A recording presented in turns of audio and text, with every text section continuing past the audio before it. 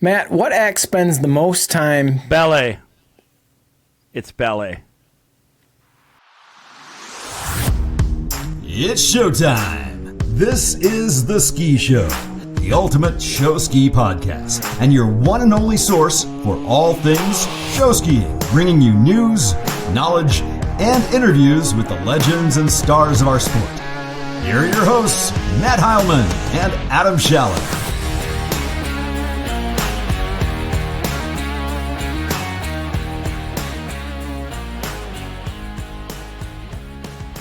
Welcome to The Ski Show, here with another episode as we are on the cusp of the summer ski season. Mad City's already had a few jump practices. We've had our first open practices of the season, and now it's time to start putting time in on ballet line, and that's today's topic. We've got three fantastic guests to talk all things ballet line. We normally do multiple ad spots throughout the show, but today we're going to chat about all three episode sponsors right out of the gate. These are fantastic people and businesses, and they'd love your support. That's right. Let's start with Flyman Skis. You know all about them. Custom-made jump skis and featherboard swivel skis at affordable prices. These are skis made for skiers by skiers, and they've got a big summer in store. Yeah, they sure do. They're the title sponsor of the Buck Up Pro Tour, and they're helping put up big prize money for the athletes this summer on the Pro Tour, both on the men's and the women's side. Flyman is getting it done this summer, and you can too by getting yourself to flymanskis.com and getting your order in. That's flymanskis.com. We also have two new sponsors this year, Adam, that have come on board. We're honored to have them. We're excited to have them on board. Yeah, the first is the Paul Stokes Agency at American Family Insurance. Paul can handle all your insurance needs. He's backed by the best at American Family Insurance, and he's giving back to the sport as well. Get a quote from Paul. That's it. A no-obligation quote, and he will give $30 to your team. It's as simple as that. Yeah, you'd be crazy not to, and I'm guessing many of you will find out the coverage and support you get from Paul and his team will be better than what you currently have. So do yourself a favor. Reach out to Paul Stokes at American Family Insurance. And finally, we've got Sega Sports. Sega stands for Ski and Gymnastics Academy, and John Hovda and his team are doing great things. Yeah, that's right. Look at the growth of Dallas and the Fedorowicz kids. At Sega, they train on the trampolines to learn proper technique without all the hard falls on the water. Any freestyle jumper knows how much trampoline training can help. Yeah, and they also offer water ski lessons of all types. So whether you want that trampoline training or you want water ski lessons in nearly any discipline, they've got it. Visit segasports.us to learn more. That's segasports.us. All right, Adam, you ready for summer? At the beginning of this episode, you talked about Mad City having practices and whatnot, and you made it sound like we really have our act together. Let's be okay. Okay. Some components of the organization have their act together. Mm-hmm. So still lots to do. But all the docks are in. The jump is in. Like that stuff got done. We had great weather for work days. Huge crowd, big turnout. Got it all done. Boats are ready. Like this is early. Sometimes we're late on docks or boats aren't rigged until June 1st. So on that end, things are rolling. Yeah. But from the show, we got to do a theme show in 3 weeks. We're not going to do the first one's not going to be themed, but the second one. Because how many shows do we have until the Merc? 3. 4? 3? 3? Oh, my God. Yeah. I know. Yeah, first tournament. For us, we only do one show a week. So that's added pressure on getting those themed shows rocking and rolling before our first tournament. Yeah. So that's... You're right, and we are going to add a couple of Wednesday shows this year, so we're going to... We are? Yeah. Okay. All right. It's on your Team Snap. Team Snap. That's funny. It's interesting. I got a message from Aaron, an announcer for... Hang on, I got to look up the team. It's on here. Is it Central Wisconsin? Anyway. Thanks for a great episode here. Well, yeah, hey, listen. She just had a bunch of questions about, how we write the show and where we're at. And it's just very clear to me that no matter what your position on the ski team or whatever team you're on, we're all in the same boat. Like the questions that she's asking, I'm like, yeah, I'm going through that right now. Like we're still trying to figure that out. How do you write a show without knowing the act order is 100% going to be the act order or the personnel? I'm like, yeah, we go through that. It doesn't matter what size your team you are. So it's just interesting that, I think we all kind of think we're in our own little world and we've got our own set of problems that are unique to us and our team. Yeah. No, we are all going through it. Like it's pretty universal. It is. And like this week, I got word of 2 different people that aren't skiing. I got word of 2 potential new members that are skiing. Like all of that is in flux, changes, some elements of the show, putting that all together, figuring out, all of those things. Now we've got to get drivers on the water at some point in the next couple weeks here because we've got new patterns with a new act order. There's a few chunks of our show remain the same, but with a different act order, there are some elements that are different as they flow together. So we're going to walk through patterns. Thankfully, we've got a experienced drive team, so we're fortunate to have that. Yeah, but that affects everything though, right? Because when you have a different act order, it affects the drivers, it affects the skiers, it affects stage, right? Because now you're not quite sure. Hey, what's the gap between acts? You got to figure that out. So it's just. It's kind of one of those things you can't be completely done with the script and say, hey, that's good, we're good to go on that, because that's going to change because once you put things on the water. So it's always, it's just one of those things that can be frustrating, like, I feel like you're not getting anything done, but it all generally starts to really all come together at once because it has to, right? Because it's when you put things on the water, that's when you really start to figure things out. I told Matt Strode and Jack Heilman to start running because they're going to be in 9 or 10 acts and potentially 7 in a row, those 2 guys. So good. Could be wild. Well, our ski sites are right on the bike path, so they can run to practice and they can run home from practice. That's right. Yeah. All right, well, enough about us and our clown show, getting ready for the season. Let's get on with it with our ballet line. All right, well, let's welcome to the show 3 amazing women to talk all about ballet. We have Amanda Schoelzel from the Rock Aqua Jays, Trina Sardegna from Tampa and Team USA, and Candace Klotz from the AquaNuts. Hey, ladies, how are you? Hey, how's it going? Good. Welcome to the show. Thank you. We were just saying, we have been doing this podcast a long time. We started in April of 2020, and we have not done a ballet line podcast yet. Can't believe it. About time is right. So let's start. We want to hear, just so our listeners can get to know each of you a little better, and then we'll dive into the ballet stuff. Tell us a little bit about if you've had any experience either being an act captain for ballet and or a show director, just so we get a little backup. So kind of say your team name again and what your experience is dealing with ballet lines. Amanda, let's go ahead. I've been ballet captain on and off for a few years now with the Rock Aqua Jays. Great. Candace, how about you? I have been the ballet captain for a very long time. I choreographed the majority of the dances, probably starting like maybe 10 years ago. Starting with just doing one, now I do almost all of them with some help with some of the other girls. And I show directed for the first time last year with the nut job, but I also show directed the junior team for probably like a good 5 or 6 years. Awesome. Trina, how about you?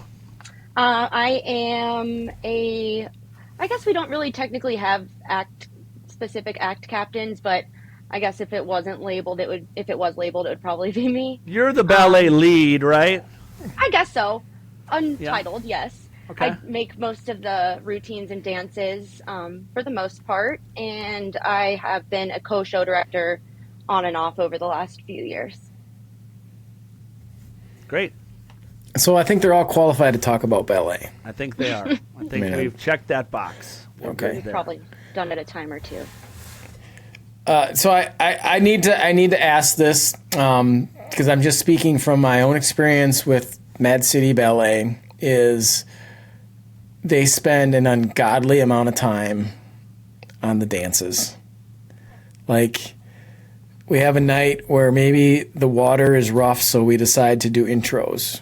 And that means we got to have sound, so the speakers are set up and whatever. And we go through all the intros, which includes ballet. So we go through the intros like by act or by the order of the acts in the show, and ballet is usually like third or whatever. So when we do that, they dock dance and they do their water routine, the legs and arms, and then they do the stage dance, and then we move on to the next intro, so on and so forth. But then after all that's done, and it's dark, and Adam wants to go home and pack up all the sound, ballet dances for another 50 minutes. It's like, is that how all teams operate? Okay, they're all shaking their head yes. Okay, so it's not unique. Forgot about It takes a lot of practice. Why the hell do you spend so much time on ballet? So if Because you there's don't- tons of girls that have to look the same.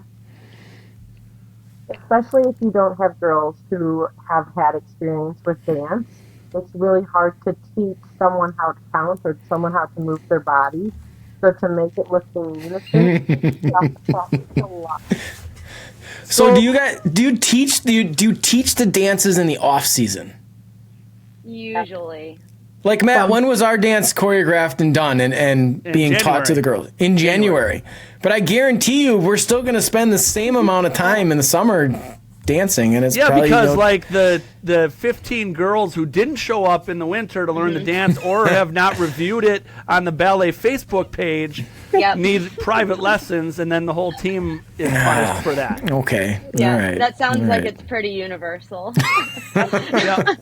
There's So- those few who are really good at it because they came to every practice, and those few who are like still, what's that move? Like the right before Yeah. ballet line that tournament. So let's talk choreography since we're here. We're talking. Is that what you spend the most time on? Let's start there. Do you spend more time off the water or on the water on perfecting ballet? Off the water. Yeah, Off the water. I'd say so too. Okay. So from a choreography standpoint, now, Trina, Amanda, Candace. So we heard from Candace, you choreograph the dances. Trina, do you choreograph your team's dances? For the most part, yeah. Yep. And Amanda, do you or does somebody else do your dances? Luckily, I have three lovely sisters that choreograph ours. You do not want me making up our dances. Okay. So from a choreography standpoint, do you dumb down your dances for the non-dancers? Is that a thing that is in your mind when creating your choreography? Are there boys in the dance? No, I'm just kidding. On Mad City there is, but not on other teams. Right. No, I make the girls step up, honestly. We don't dumb Really? them down. Really? Ooh, jeez. They gotta.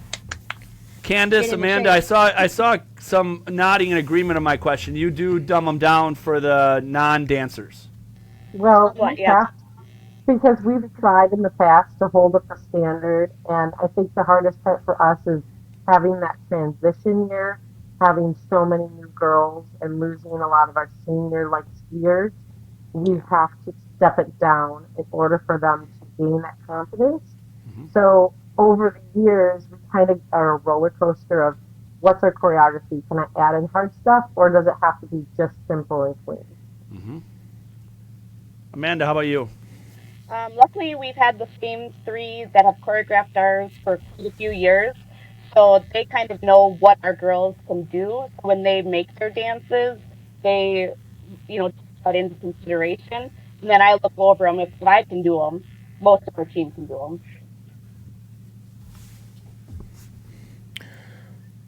What? But there is something to be.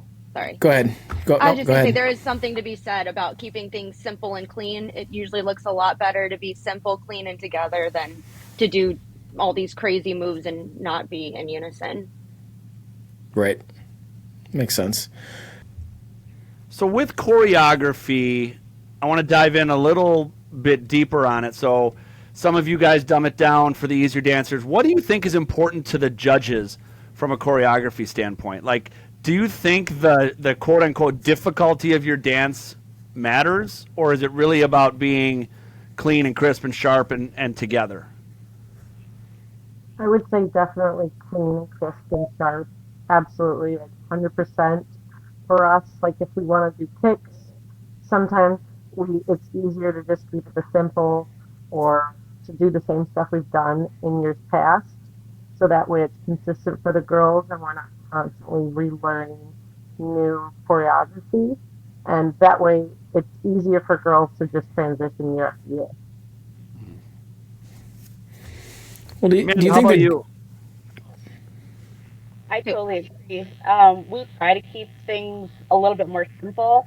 So that way we can spend more time on water and limit time as much as possible. Um, Late nights and things like that for the girls. So we can keep things looking good because, in my opinion, that's what the judges want to see is people who are crisp together, things like that, rather than harder moves that look good as a group. Yeah. Adam, she was not talking about preventing late nights for the announcers or sound crew. She was talking about getting the girls home at a reasonable hour so they do simpler dances. They're not even thinking about you. they are subconsciously Yeah. thinking about me? The announcer, I mean. Do you think judges and the general audience know like a difficult dance from, say, an easier dance? I mean, I'm sure like some ballet girls and the girls at choreography, these dances know that, but do you think, a judge is saying, well, that was a really easy dance. That's not, that wasn't awesome, but do they know? I probably don't know. I think that maybe subconsciously, like when you see, they won't say like, oh, that was a bad dance, but when they see something that they like, I think that's noticeable. And sometimes you can add difficulty to dances, not necessarily doing harder moves, but changing formations, making different shapes. And that doing staggered moves takes more time and kind of adding interest that way rather than making an actual move that's difficult to do. It gives it a little bit more flavor.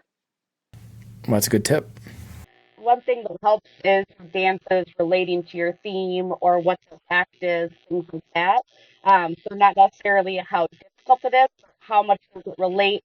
How is the transition from stock to water, water to stage, things like that.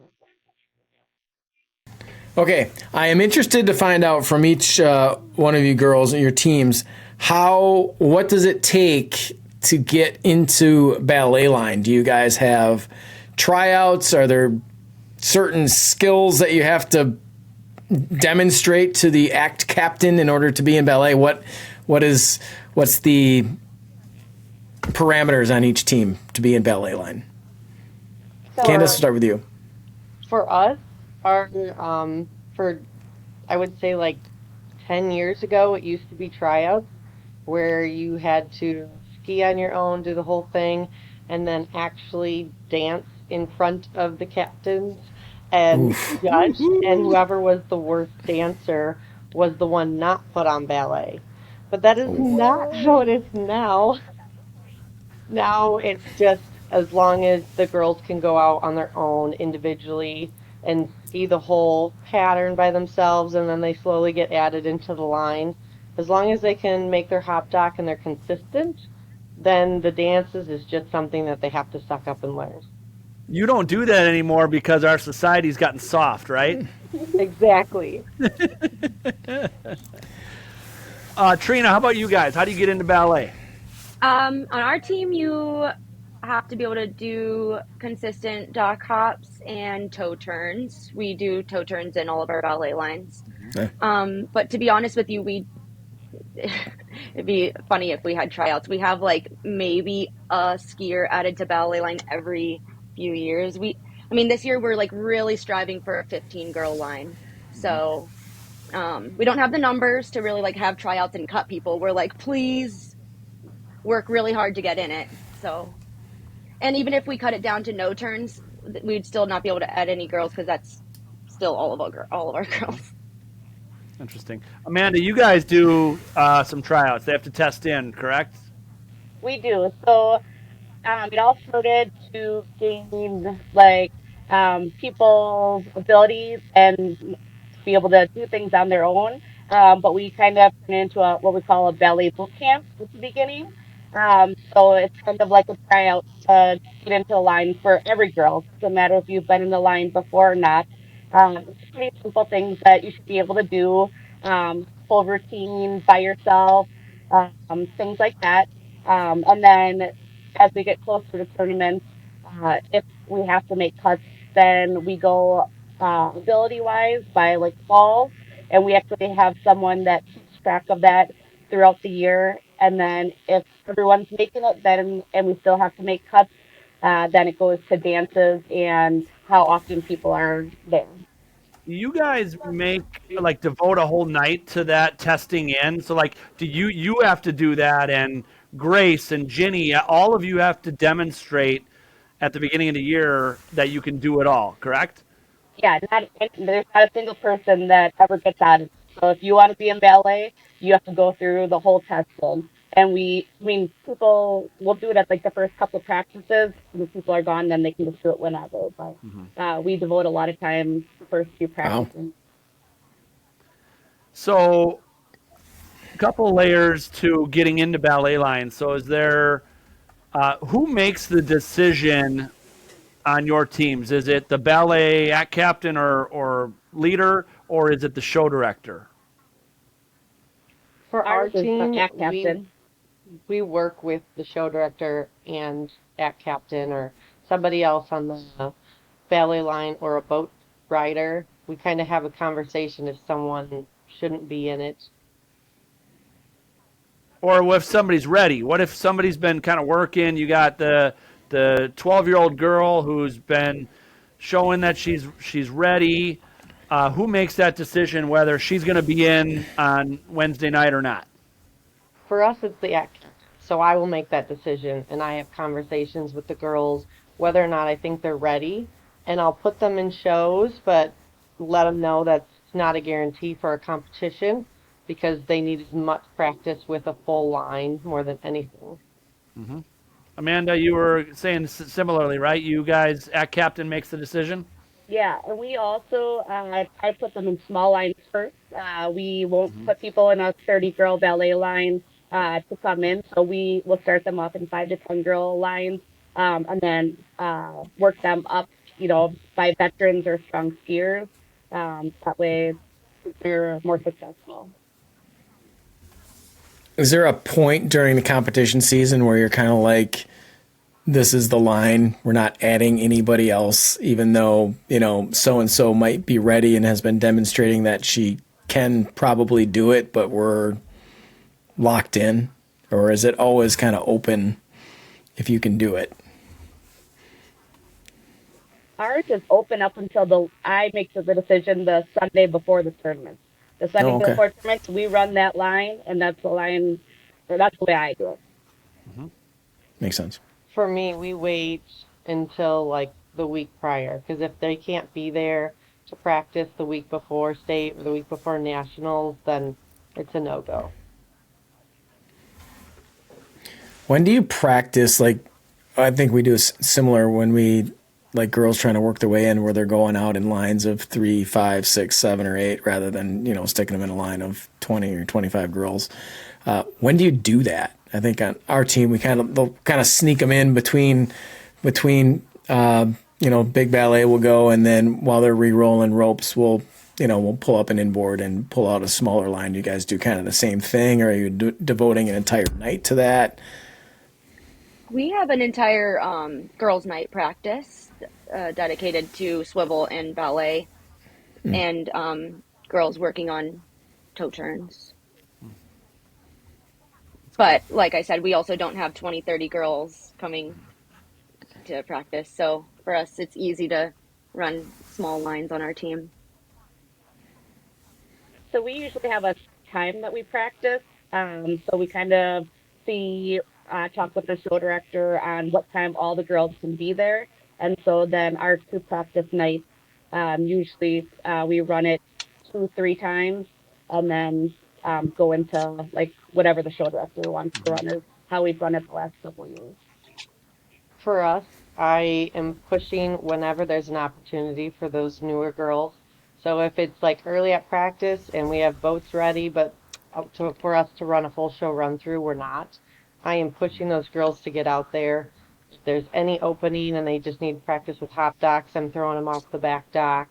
So I pretty much advocate for all those girls to be jumping in whenever there's an opening. What happens when somebody else is advocating for that person to be in the line, but you might not feel like they're ready? Could be a parent, could be a sibling, could be another teammate that says so and so's ready. Let's get her in. But you feel maybe she's not, or it's too, like to Adam's point, we've now run up against the clock to tournament time. This girl's been learning, getting better, wants to hop in for state, but we're literally a week before state. Like, how do you handle that? Do you shoulder all of those conversations, or does any of that get defaulted to the show director? What does that look like when there's other influences as well? Candace, let's go ahead with you first. For me, I definitely take the brunt of it, and I kind of try to figure it out on my own. If I feel like it's more of a sensitive situation, I'll bring the show director in to just back me up with my decisions.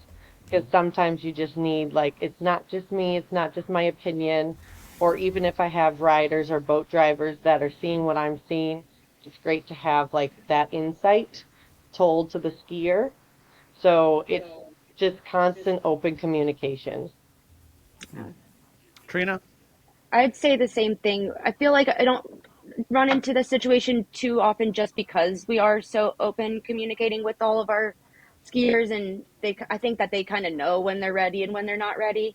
Sometimes we will work somebody who's not necessarily ready in on like the inside of the ballet line so that they're on their own pin, but not in show. And then for us, I guess we kind of are working on the ballet line like with the people in it all year. So if they're falling or they're not making it, it's not a super surprise if they're not in it, I guess. I haven't had to have a super difficult conversation in a while just because, to be honest, we just haven't had many people joining the ballet line lately. But we do have a few that we're hoping for this year. So come back and ask me later.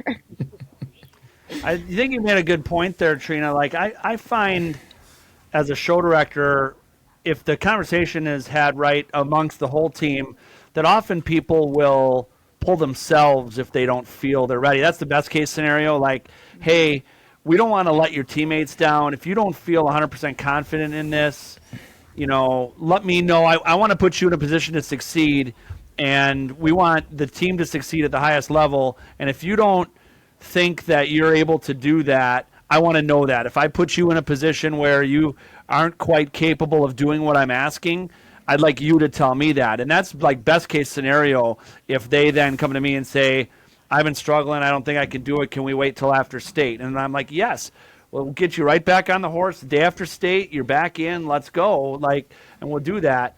But I think that's the perfect scenario to get, is if they see the light as well. Amanda, how about you guys? Like, how do you, again, you handle that as act captain, you handle all those conversations, whether there's outside influences or not? Yeah, usually as act captain we do, unless, we, Candace said, have to get the show director involved. But usually most people are very respectful of us as act captains and respect their decisions. So it makes it pretty easy. What do you guys think is the single most important thing a ballet line needs to do to score well? Trina, how about you? I feel like I've said it a few times, but just looking together as much as possible, crisp, straight lines. I love a good straight brace and pointed toe with a straight leg. And just trying to look as much the same as possible is my opinion. I would say uniformity, like on all grounds, dancing, skiing, arms, you name it.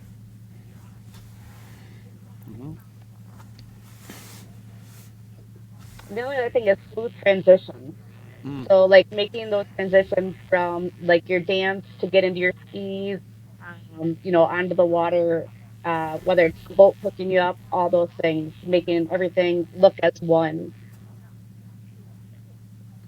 Who's Matt, communicating? What do you think? What's your Oh, take on I that think question? they're right. I think it's the uniformity. Like, I think it's we could dive into the chart here. So, like, how do you guys feel about the ballet difficulty chart? Indifferent. You're indifferent. Candace, what do you think? I mean, it's evolving every year, and I feel like each team is like testing the waters to see what they can get away with and what they can finagle, and like talking to judges, like, can we do this, and does it still count? So I think it's like we're constantly trying to see if we can change things up, but also keep our score the same.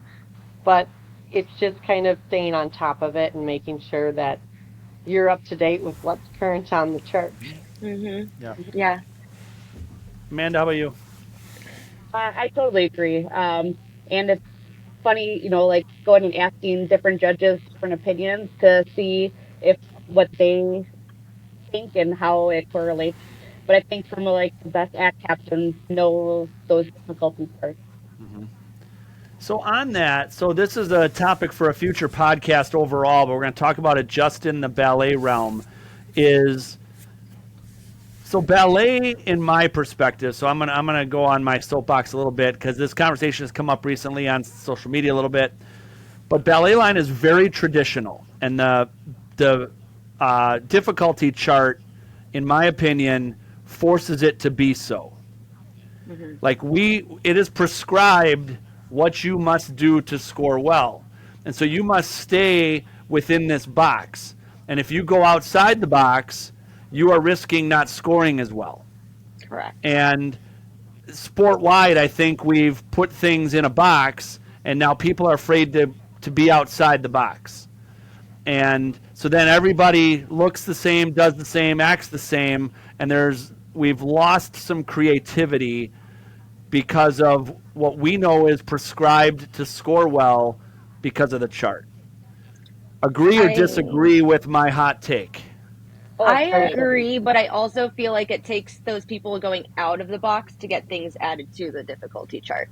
So you might not get your praise and thanks for it that day, but maybe later on the judges or people who are watching will notice things and say, let's add that to the chart. Like Yeah, we do need trailblazers. We do. Yep. Yeah. Amanda, what do you think? How's my hot take there? Absolutely agree. I mean, I think it has helped the judges in ways, gives them a better idea of where, acts should go. Totally. And It's made them more consistent. It's made the scoring better. They know what they're doing. There's a lot of pros and benefits to it. But I wonder if it's stifled the creativity a little bit because everybody's afraid to jump outside that box. Well, I think people are afraid because that year they know that it might not be scored well until it goes back to the judges' clinic, Right. things like that, and things to put on, like Trina said. So if you're willing to risk for that year, it brings spectator appeal and things like that, but maybe some of the difficulty and things like that may not be as high. And because I think ballet is different than others because it scores so high. So why ruin or risk ruining something that you know is going to score 400 points? Don't mess with that. Like you don't mess with that formula. And so by not messing with the formula, we're stuck with the same traditional thing because we all stay in that box. Candace, thoughts on that? Well, I agree with what everyone's saying, but like Trina said, if you don't have somebody to jump outside of the box, we're not evolving. So it's kind of like when we decided to do our hot pick for us, that was something we really weren't sure that was even going to go well or if the judges were going to accept it. But over the years, we've learned so much about our hot pick and how to score it or how to drive the pattern and like what the judges expect from us. So I feel like that's just one stepping stone, but so many other teams I feel like have so many other aspects that they've added into the reasoning as to why we're changing the score. Like when it comes to toe turns or heel holds or all those things, we're constantly evolving. But our chart still says that a 30-girl start is more difficult than 15 hot picking 15. Yep. And the way that it's judged is that you would only be judged for a 15-girl start, Correct. Yep. not a 30-girl at any point. No, and so if you did one hot picking 29, that's going to score lower than 30. And guess what? It's more difficult. But maybe higher than 15 picking up 15, right? Because Right. it's still a 29-girl dock start. Sure. Yeah. Right. Right. Yeah, it's So interesting. there's little details that maybe could use a little skewing, but I don't know what So- the answer is to it. We're talking about big numbers, so we know how, like, I know how Mad City is going to score 420 points with Ballet, and primarily it's by having 25 to 30 plus girls all looking good together. We're going to score 420. We just are. Like, unless we get pinned, if it's a clean act, we know that. But what's the formula for smaller teams? And Trina, I think you're a great one for this because you guys are doing things to try to do that. Yeah. So we, since I've been on the team, I've been on the team for 20 plus years, and it's been like a non-negotiable that we do a toe turn. We've added in a 2 toe turns, which isn't, actually, I think that might have no, it hasn't been added to the chart. We added a flip turn one year, which has been added to the chart. We add some back stretch things. We really, really focus on like a straight brace, a really good, clean and, put together, well-practiced routine. That's all we got. Without the numbers, we have to really focus on the details and the artistry. Yep. Matt, what's this thing you have on the script that says toe versus heel debate? Yeah, what? Is there a debate? There is. What's There is, more okay. difficult, a toe hold or a heel hold? I never did a heel hold until like last year, just for fun. So Yep. I'd say a heel hold's harder, but only because I never did one. But I think on the chart, it's noted that maybe a toe hold is more difficult. No, No, they're No? equal. they're Oh, the they're same. equal. I just saw They're- a note that says knee hold is discouraged. I also didn't realize there was a difference between Correct. knee hold and heel hold. So, That's where the handle's placed, right? Yeah. Okay. yep. So they score the same. Is there one, like Candace, Amanda, is there one you think is easier for the girls to get in and out of? Or, I mean, what do you guys do? So we do heel holds because, in our opinion, it's a little bit safer. You can kick out if someone's falling. The less chance of having to pin an entire swink or whole line. Heel hold or hold is much easier in most of our opinions. I know we've talked about it at Think Tank and things like that. It toe hold used to be less. Now they've moved it in the last 2 or 3 years to being equal.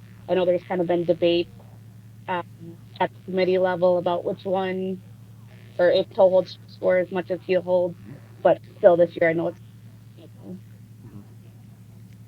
Candace, what do you think?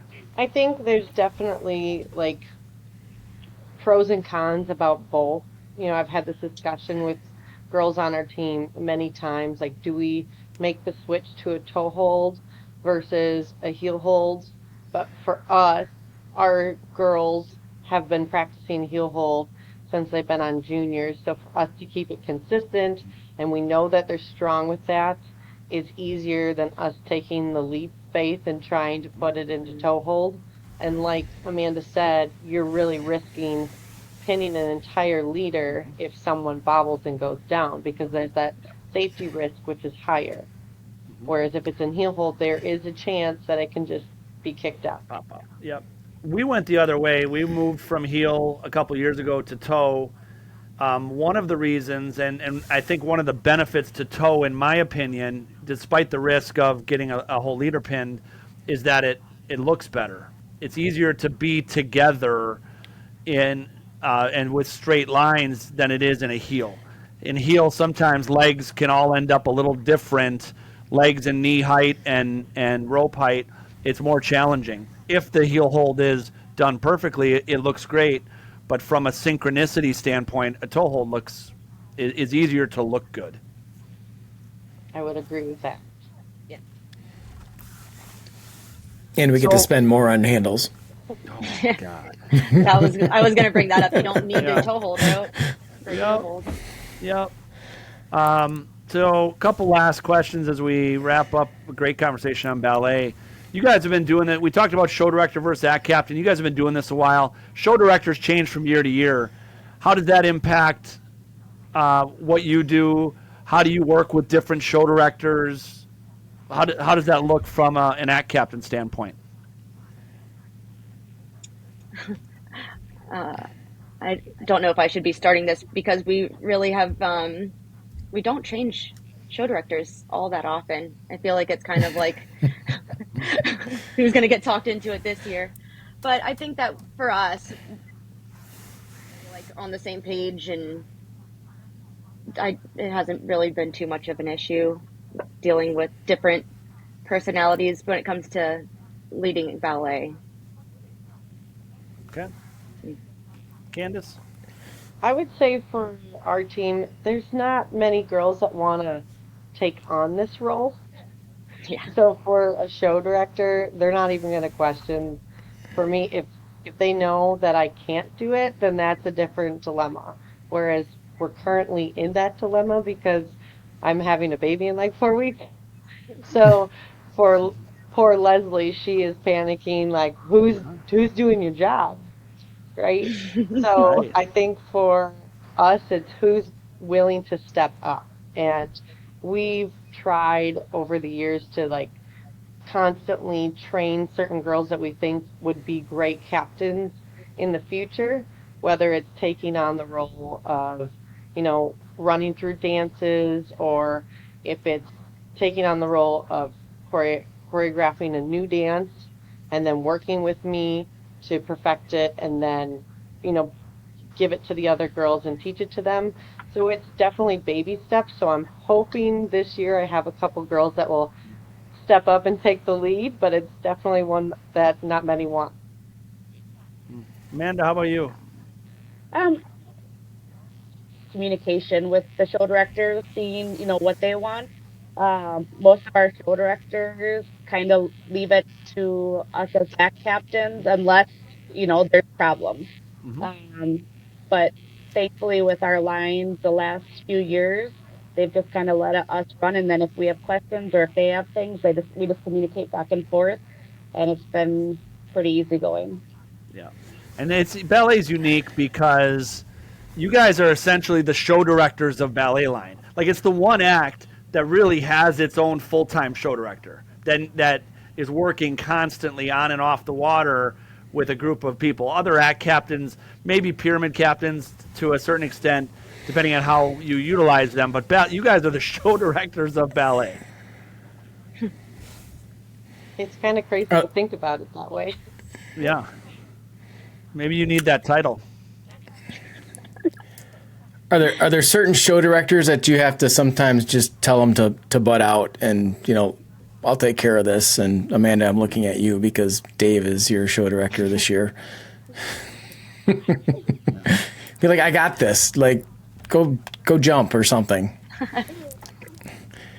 And I also experienced it with our own show director, Matt Heilman, who, he's a ballet act captain, aren't you? I've been a ballet captain before, actually. This is no joke. It's probably been 10 years, but I was a ballet act captain. So For girls ballet. For girls ballet. For girls ballet. Now, I did not choreograph, but I was like the drill sergeant. I would run practice. I'd watch and video practice. I'd critique them when they got back to shore. I would critique the dance. I didn't choreograph with someone else do that, obviously. I don't do that. But I was the ballet act captain because I think that was at a point where we had kind of a lot of alpha girl opinions getting in the way. and it needed a change for a season. And so that I have done that before. I think Clearly, that's it's really math. cool that you did that because honestly, from like a ballet skier standpoint, it's really hard to see everything when you're skiing in the line. So we're constantly asking others to sit and watch and take the time and critique us. And I've had like moms or dads watch us when we dance and be like, fix this.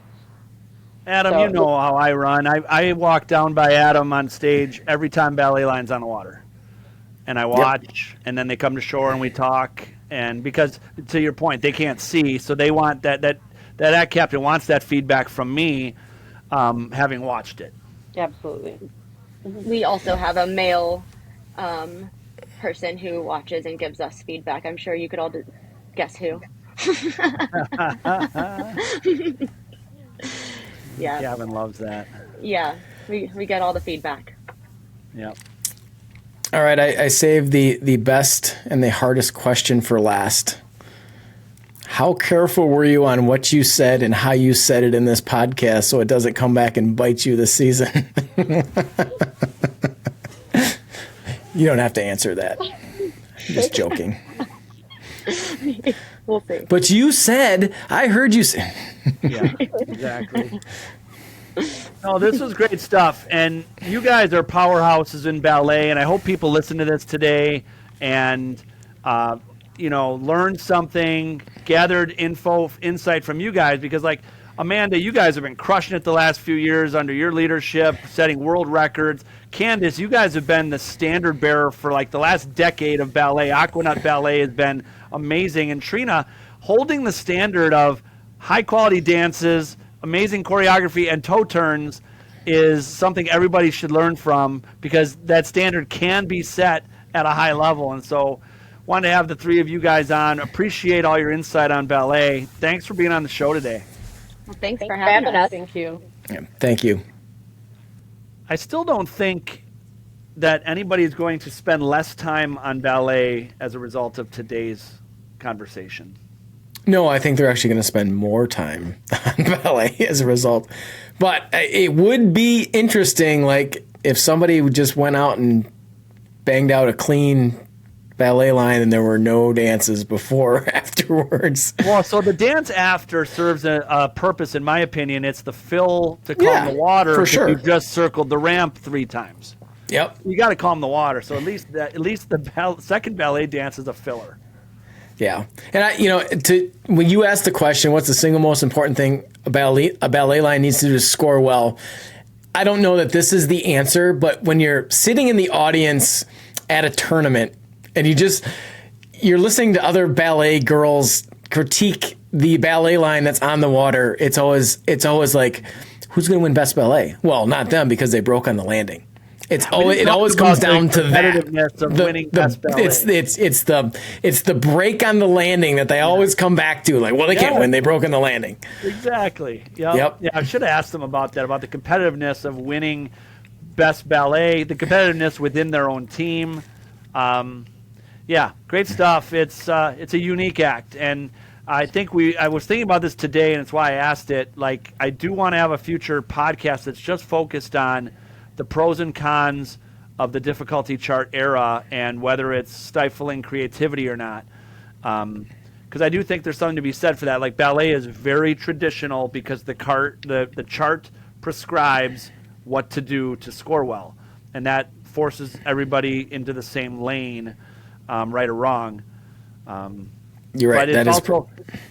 But it's learned over time. We've learned what's more difficult. This is harder than this, and this is harder than that. And so by putting that formula together, here's your most difficult act, and now they all look the same. And so I don't have the answers, but everyone follows the same formula. Yeah, you're right. That is for a whole nother podcast, or perhaps a series of podcasts in regards to the difficulty charts and the effects it has on a ski show. Yep. When I'm not building a bar, we'll do that. So great episode. Thank you to our sponsors today. Thank you to Flyman Skis, custom-made jump skis, featherboard swivel skis at affordable prices. Get yours at flymanskis.com. Paul Stokes, American Family Insurance. Get a quote. get $30 to your team. Reach out to Paul. Let him be your insurance agent. And Sega Sports Ski and Gymnastics Academy. Do your trampoline training. Get your water ski lessons.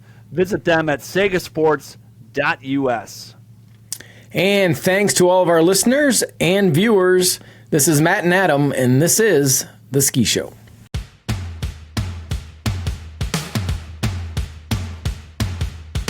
Thank you for listening to The Ski Show, the ultimate show ski podcast with Matt and Adam. If you have questions or ideas for the show, find us on social media or message us at theskishowpodcast@gmail.com.